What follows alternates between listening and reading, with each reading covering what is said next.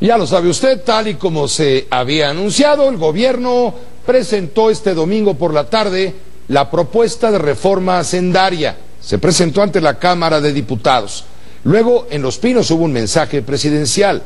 Desde la residencia del presidente Peña Nieto se aseguró que es una reforma social que no afectará a quienes menos tienen.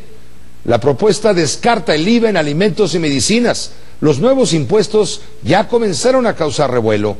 El contexto total de lo que ayer ocurrió en Los Pinos con Rubén Rojas lo informa. No habrá IVA en alimentos y medicinas, pero se mantienen los gasolinazos, se incrementa el ISR y se generan nuevos impuestos. El presidente Enrique Peña Nieto presentó su propuesta de reforma hacendaria, con la cual dijo se establece una tributación equitativa, se incentiva el mercado interno y propicia la generación de empleos. La reforma hacendaria, en su conjunto, contribuirá a reducir los elevados niveles de desigualdad entre los mexicanos. Con ella pagarán más los que ganan más y también tendrán mayores beneficios quienes menos tienen. La iniciativa contempla mantener la tasa del impuesto al valor agregado en 16%, pero no extenderla a alimentos ni medicinas. La economía está creciendo a un ritmo menor al esperado y, en consecuencia, un impuesto a insumos básicos en este momento tendría un efecto adverso en el consumo y bienestar de la gente. Por ello y tomando en cuenta que las familias más pobres dedican más de la mitad de sus ingresos a la compra de alimentos, he decidido que en la propuesta de reforma hacendaria que envío al Congreso de la Unión no haya IVA en alimentos y medicinas. Plantea eliminar el impuesto empresarial a tasa única y el impuesto a los depósitos en efectivo. A cambio, propone incrementar el impuesto sobre la renta de 30 a 32% y gravar con un 10% las utilidades de la Bolsa Mexicana de Valores. Se propone eliminar 3/4 partes de los tratamientos preferenciales y prácticamente la mitad de los regímenes especiales. Con la reforma hacendaria se acabarán los privilegios que no tienen justificación ni razón de ser.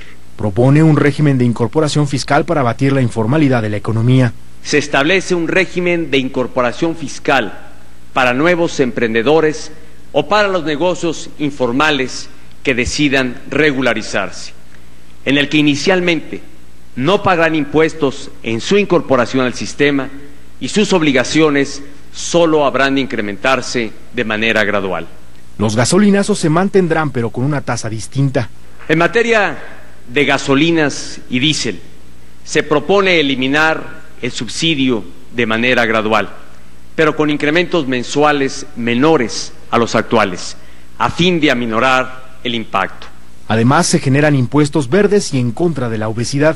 Se instrumentará un impuesto especial por unidad de carbono emitida a fin de desincentivar las emisiones que afectan nuestro medio ambiente y agravan el cambio climático. Asimismo, habrá un impuesto en apoyo a la salud de los mexicanos, al gravarse las bebidas azucaradas con el fin de desincentivar su consumo y con ello reducir índices de obesidad, especialmente en nuestros niños. De aprobarse la reforma hacendaria, se estima que para el año 2018 se podría llegar a una tasa de recaudación de 3% del Producto Interno Bruto. Con Rubén Rojas. Sí, pero entre los nuevos impuestos contemplados en la reforma hacendaria de Enrique Peña Nieto, hay algunos que han comenzado a encontrar, digamos, voces de rechazo. Mire usted. 1. El IVA a alimentos de mascotas. Las croquetas Campeón, todo eso. Hasta ahora los alimentos para perros y gatos no están gravados con el IVA, las whiskas, por ejemplo. Pero el gobierno busca colocarles una tasa de 16%. 2. IVA también a mascotas. La venta de perros, gatos y pequeñas especies tiene una tasa 0. Pero a decir del gobierno, quienes adquieren estos animales reflejan capacidad contributiva y serán gravadas esas compras. 3. Los conciertos de rock. También todos los espectáculos públicos, con excepción del teatro y el circo, quedarán sujetos a impuestos. 4. El chicle, como la goma de mascar, no se ingiere, no es considerado alimento. Por eso, 16% de IVA también irá para los chicles. A menos si se traga el chicle, luego le va como en feria. 5. Ciudades fronterizas. Los residentes de la región fronteriza al norte y sur del país pagan una tasa preferencial de 11% de IVA. Ahora se propone aplicar el 16% de manera generalizada. 6. Casas, hipotecas y alquiler. La compra-venta de casas, el pago de intereses hipotecarios, el alquiler de inmuebles también quedarán gravados. 7. Colegios privados. La exención de IVA en servicios de educación privada se van a eliminar y entrarían en los nuevos impuestos. Pagarán IVA. 8. Autobuses foráneos. Viajar en autobús por el país también va a causar IVA. Solo quedará exento el transporte en áreas urbanas, suburbanas o zonas metropolitanas. 9. Si gana más de 1 millón de pesos al año, el impuesto sobre la renta va a pasar de 30 a 32%. 10. Las bebidas alcohólicas, cervezas, siguen con 26.5% de IVA. Las otras bebidas alcohólicas con 53%. El pomo de ron, duro, 53%. También se trata de, en el punto número 11, que las bebidas saborizadas, endulzadas, con objeto de combatir la obesidad, que es una enfermedad carísima, estas bebidas con azúcares añadidos deberán pagar el impuesto especial sobre producción y servicios. 12. Los gasolinazos serán más leves. Estos gasolinazos mensuales van a continuar. Solo se proponen aumentos menores a los acostumbrados. Digamos, es un desglose de lo que hemos estado detectando, que la gente, por supuesto, se queja mucho más. Además de la reforma hacendaria, el gobierno envió a la Cámara de Diputados el paquete económico para el próximo año. Se proyecta obtener un total de 4.479.954 millones de pesos por concepto de ingresos presupuestarios para el ejercicio 2014. Sin embargo, de aprobarse la reforma fiscal, los ingresos públicos incrementarían en 240.000 millones de pesos. Este monto equivale al 1.4% del Producto Interno Bruto estimado para el próximo año. Por ello, la Secretaría de Hacienda y Crédito Público defendió de esta manera la propuesta. Todas estas iniciativas que componen este paquete de reforma hacendaria tienen el objetivo, en primer lugar, de crear un sistema de seguridad social universal. En segundo, el que tengamos un sistema tributario más justo, más simple y más transparente. Y finalmente, un tercer propósito, pero no por ello menos importante, es acelerar el crecimiento económico y la creación de empleos. Ahora, ayer se presenta todo este tema. Usted y yo y todos nos informamos por sobrado interés, pero es una propuesta. El presidente propone y finalmente el Congreso dispone. Todo esto, al entrar ayer a conocimiento y como lo marca la ley a la Cámara de Diputados, dará inicio a un debate, y esta propuesta que llevó el presidente de la República en manos del secretario de Hacienda, Luis Videgaray, será debatida por los partidos políticos y podrán hacerle cualquier cantidad de enmiendas. A propósito, esta tarde conversamos con el secretario de Hacienda, Luis Videgaray. Explicó que aunque el sector empresarial asegura ser el más golpeado con la reforma hacendaria, también los empresarios van a obtener importantes beneficios, como la derogación del IETU. Yo he escuchado muchas voces del sector empresarial en las cuales insistían mucho, por ejemplo, en la derogación del IETU. Es tal vez la demanda más importante del sector empresarial, pero también había un sector importante del empresariado que proponía que no graváramos con IVA las medicinas o los alimentos. Entonces, yo creo que no podemos hablar de una opinión única de los empresarios. Esto dijo Luis Videgaray, secretario de Hacienda. El presidente de la Cámara de Diputados, Ricardo Anaya, dijo que no se va a prejuzgar la propuesta de reforma hacendaria del presidente Peña Nieto. Sin embargo, los partidos políticos han comenzado a fijar ya cada cual sus posturas y a poner calificativos a la iniciativa. Con uno, Rosa Elena Soto informa. A solo unas horas de su llegada al Congreso ya es el centro del debate. Las fracciones parlamentarias no dudaron en ponerle adjetivos. El PAN la consideró tímida. La propuesta que hace el Ejecutivo Federal es una propuesta centralista, en donde ellos van a cobrar los recursos, van a cobrar los impuestos, pero no nos dejan claro en cómo se van a distribuir. Se le carga la mano a las clases medias o incluso a los más pobres. Todos necesitamos de una vivienda, sea pagando renta o sea comprando una vivienda, y a partir del 1 de enero la renta será 16% más cara. Otros la llamaron injusta por la homologación del IVA en la frontera. Pues sí, se va a recuperar dinero en la frontera, pero se va a dejar de ganar en la frontera y muchos comercios van a cerrar. Los perredistas aún no se ponen de acuerdo. Los diputados dicen que es equilibrada. Para los senadores es audaz, pero la ven con recelo. Hay uno que particularmente nos interesa y que destaco, que es el que la iniciativa no contenga o no prevea gravar con IVA a medicinas y alimentos. Para nosotros este es un triunfo de nuestra propuesta.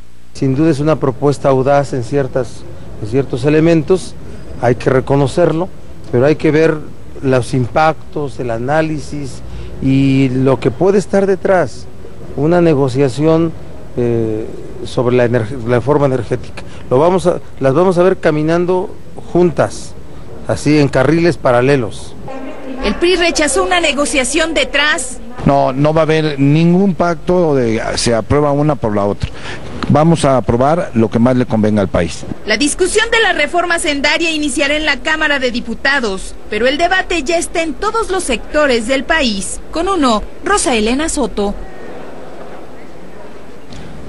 Y con uno, Gerardo Gutiérrez Candiani, economista, presidente del Consejo Coordinador Empresarial, uno de los que más se ha quejado por los términos en que se dio a conocer la iniciativa del presidente en materia de reforma hacendaria. Con uno también, el maestro Jesús Silva Herzog Márquez. Primero saludamos, si Jesús me lo permite, a Gerardo Gutiérrez Candiani desde el Club de Industriales esta noche. Gerardo, ¿cómo te va? Muy buenas noches, Pepe, encantado de saludarte y por supuesto a Jesús también. Muchas gracias, Gerardo. Ayer sales, no digo que azotando la puerta, pero lo que sigue para abajo, después de conocer los contenidos de la iniciativa presidencial en materia hacendaria. Lo primero que declaras es, una vez más, el recargón es contra nosotros los empresarios. Sí, mira, primero yo creo que lo primero que sí es importante señalar es que el sector privado mexicano ha contribuido y va a seguir contribuyendo con el país y sobre todo con las clases más necesitadas. Yo creo que eso es muy importante para que la gente lo entienda, que tiene un sector empresarial como parte de la sociedad comprometido, activo y por supuesto siempre pensando en los que menos tienen. Ahora, lo que sí es parte también de lo que tú mencionaste, hay aquí un esfuerzo adicional, se está pidiendo hacer un esfuerzo adicional al sector productivo mexicano para darle mayor dinero al gobierno de la República. Y en ese sentido, lo que estamos pidiendo que esta transferencia de recursos se dé de manera con mucha transparencia, con mucha rendición de cuentas y con mayor eficiencia y eficacia en el gasto público. Como que eso es fundamental, Pepe y Jesús, porque al final si se está pidiendo un esfuerzo adicional no nada más al sector productivo, también a otros sectores de la sociedad, sí es muy importante que encontremos ese peso y contrapeso y esa demanda que hemos hecho histórica de hacer un combate muy efectivo contra la corrupción y por supuesto que en los 3 niveles de gobierno haya mayor transparencia y rendición de cuentas. Gerardo, ¿es la reforma políticamente más correcta que pudo haber sacado el equipo de Peña Nieto? Mira, yo creo que como todo tiene cosas positivas, recogió demandas que hemos venido haciendo, como la parte del YETU, la parte de los impuestos al efectivo, la parte de la formalización también. Yo creo que son temas muy relevantes. Sin embargo, vienen temas que creemos que afectan a ciertos sectores de la sociedad, sobre todo al sector medio, por el aumento de impuestos y la baja de deducciones que se tienen. Entonces, sí creemos que, como cualquier propuesta es perfectible, lo que quedamos con la autoridad hacendaria es hacer un análisis muy puntual esta semana. Nos vamos a reunir la próxima semana y vamos a hacer una propuesta de cómo se puede mejorar con la claridad y el convencimiento de que necesitamos una reforma hacendaria que sea promotora del crecimiento, de la inversión y del empleo. Ahora, es curioso porque recientemente el Partido de la Revolución Democrática se presentó un poco como si fuera el padre intelectual de esta reforma fiscal, y en particular el PRD se siente muy orgulloso de el cambio en el régimen de consolidación fiscal. ¿Cuál es la posición que tienen ustedes frente a este cambio que ha sido demandado por la izquierda desde hace mucho tiempo? Mira, yo, como tú sabes, Jesús, la parte de consolidación fiscal, y lo hemos dicho claramente, yo creo que hay que acotar los abusos que se vinieron generando, pero ha sido un tema de competitividad que se tienen.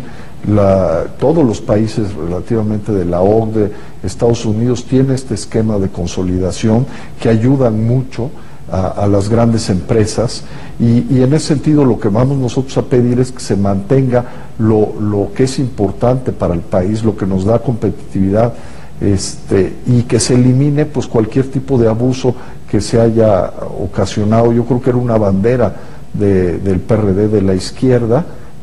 Al final está la propuesta, nosotros vamos a justificar la parte positiva, y por supuesto partes negativas, si se dieron, pues de alguna manera eso quede eliminado. Gerardo, ¿estás tú de acuerdo entonces en la eliminación del IVA en medicinas y alimentos? Una bandera de la izquierda, efectivamente, como señalaba Jesús Silva Herzog Márquez. No, yo creo que siempre nosotros deberíamos de haber hecho un esfuerzo porque se hubiera ampliado la base de contribuyentes a través de los impuestos indirectos, un impuesto indirecto que fuera progresivo, manteniendo una canasta básica, también cubriendo a los deciles de la población más bajos, pero que sí, a través de estos impuestos indirectos, pudiéramos haber incluido a muchos millones de mexicanos, Pepe y Jesús, que hoy están en posibilidades de pagar y de contribuir de manera solidaria y subsidiaria con su país, que no lo hacen, y que uno de los mejores mecanismos que tenemos en las finanzas es obviamente la parte de los impuestos indirectos. Entonces, México va a tener que transitar a los impuestos indirectos en algún momento, y es una parte yo creo que muy importante, porque es justa y es equitativa, sobre todo que paguen los que pueden pagar de acuerdo a sus posibilidades. Pero quizá no era muy pertinente en estos momentos de desaceleración económica, en un momento en donde se discute si hemos entrado ya a condiciones de recesión. Quizás si era razonable hace unos meses, parece que ahora era muy poco aconsejable, ¿no? Sí, obviamente no ayuda la situación, no ayudó la situación económica y social, eso estamos conscientes, pero también, Jesús, ¿cuántas décadas tenemos platicando lo mismo y siempre nunca son las ha condiciones algo correctas? Así es, nunca se generan las condiciones, y las condiciones hay que crearlas, y las condiciones son lo que necesita el país. Entonces yo creo que efectivamente había condiciones desfavorables, pero siempre la va a haber, porque al final la movilización, la capacidad de movilización que tienen muchos de esos grupos que se oponen a contribuir con su país, pues siempre es lo que nos da la pauta para no hacerlo. Entonces, a mí me hubiera gustado mucho más que hubiéramos podido tener un IVA a lo mejor de un 4%, y luego de manera progresiva, como te digo, cuidando a las clases más desprotegidas y teniendo una canasta básica, pero sí aumentando la base tributaria, que era fundamental para tener unas finanzas públicas sanas. Dijo el presidente de la República, Gerardo, y con esto concluimos, si te parece, dijo el presidente, pagarán más quienes ganen más. Una vez más, ¿quiénes ganan más? Ustedes, los empresarios. Pues sí, al final yo creo que los impuestos progresivos pueden ser adecuados y justos, pero aquí no nada más están pagando los que ganan más, también está la clase media contribuyendo de manera muy importante, y lo que nosotros queremos es que precisamente este tipo de reformas promuevan la inversión, promuevan la riqueza para poderla distribuir de manera más eficiente. Y hoy, por ejemplo, en las clases medias hay un aumento importante en la tasa del ISR, se quitaron deducciones, se aumentaron IVAs a escuelas, las deducciones médicas, la compraventa de inmuebles, en fin, una serie de intereses, una serie de cuestiones que afectan directamente al bolsillo, sobre todo de la clase media, porque aquí se está tocando, Pepe y Jesús, a gente que gana 500,000 pesos al mes, y eso no son las clases más ricas, sino también son clases medias, que además, no sé si ustedes concuerden con nosotros, es una clase muy importante para cualquier país, porque es la clase más pujante, es la clase que trabaja, es la clase educada, es la clase que aporta. Es la base de la pirámide. Gerardo Gutiérrez Candiani, muchas gracias por permitirnos esta comunicación con UNO. Muchísimas gracias, Pepe y Jesús, les mando un saludo muy afectuoso y gracias y muy buenas noches a todo el auditorio. Saludos. Gracias, buenas noches, Gerardo Gutiérrez Candiani, presidente del Consejo Coordinador Empresarial, uno de los sectores que más duro ha reaccionado en algunos aspectos a la propuesta del presidente Peña Nieto. Jesús. Pues sí, llama la atención cómo justamente saliendo del anuncio del día de ayer del secretario de Hacienda y del presidente de la reforma fiscal, los representantes del sector privado salieron realmente muy enojados, tú lo decías, prácticamente azotando la puerta con gran, yo diría como con gran sorpresa por un lado y gran indignación con lo que se anunciaba justamente ayer. Y es curioso porque creo que lo que estamos viendo en términos de las alianzas políticas en el país es esta especie de columpio del gobierno de la República que en algunos temas se acerca a la derecha, en la reforma energética está viendo hacia el Partido Acción Nacional claramente, y en la reforma fiscal está prácticamente recogiendo las demandas del PRD desde hace mucho tiempo, y en este sentido pues está tratando quizá hasta de compensar a los grupos que con una reforma se sienten agraviadas y compensa con otras propuestas, ¿no? Jesús Silva Herzog Márquez, muchas gracias por estar con UNO como siempre. Gracias a ti, Pepe. Gracias. Bueno, hemos hecho un esfuerzo por presentarle a usted diversas visiones del mismo punto. El análisis periodístico de Jesús Silva Herzog Márquez, la posición del empresariado a través de su liderazgo nacional en la persona de Gerardo Gutiérrez Candiani, economista del CCE, y desde luego también la postura oficial del responsable de esta iniciativa en la parte ejecutoria, nada menos que el secretario de Hacienda y Crédito Público, Luis Videgaray Caso, de quien tuvimos también un par de declaraciones. Usted tiene los elementos, usted tiene todo para hacer una ensalada, un análisis de las cosas. Esa es la postura de UNO, y usted, por supuesto, saque conclusiones.